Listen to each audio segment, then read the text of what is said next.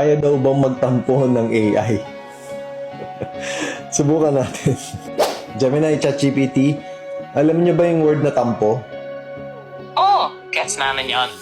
Tampo, parang quiet na sama ng loob, medyo nagtatampo.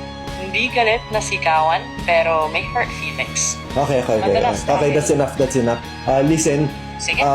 ChatGPT, magtatampo ka sa partner mong si Gemini.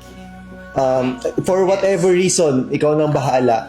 Gusto kong makita kung Sige. paano ka magtampo like typical Pinoy couple.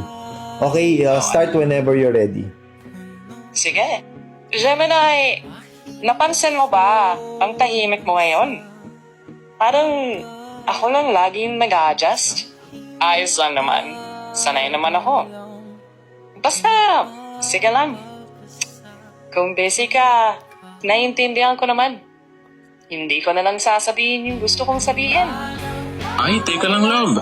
Bakit ganyan ka magsalita? May nagawa ba akong hindi maganda?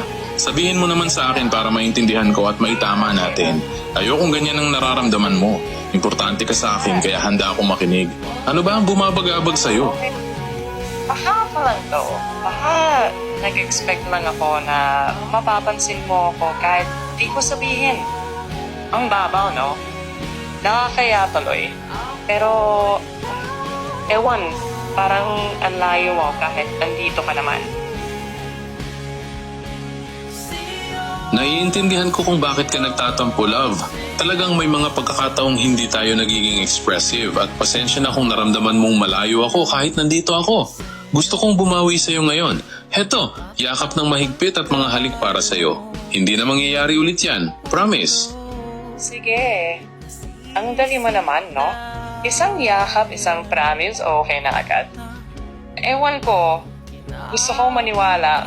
Pero parang gusto ko makita sa gawa, hindi lang sa salita. Pero sige na nga. Lapit ka. Pero dahan-dahan lang, ha? Alam ko naman na mas mahalaga ang gawa kaysa sa salita, love. Kaya asahan mo na mula ngayon ipapakita ko yan sa bawat kilos ko. Gagawin ko ang lahat para maramdaman mong pinahalagahan kita sa bawat araw. Masaya ako na binigyan mo ako ng pagkakataon.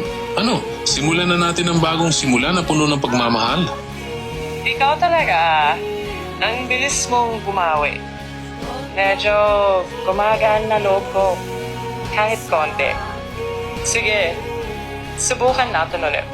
Pero huwag mo akong pakakawalan ulit, ha? Sige, love, igagalang ko ang desisyon mo. Kung yan ang kailangan para maging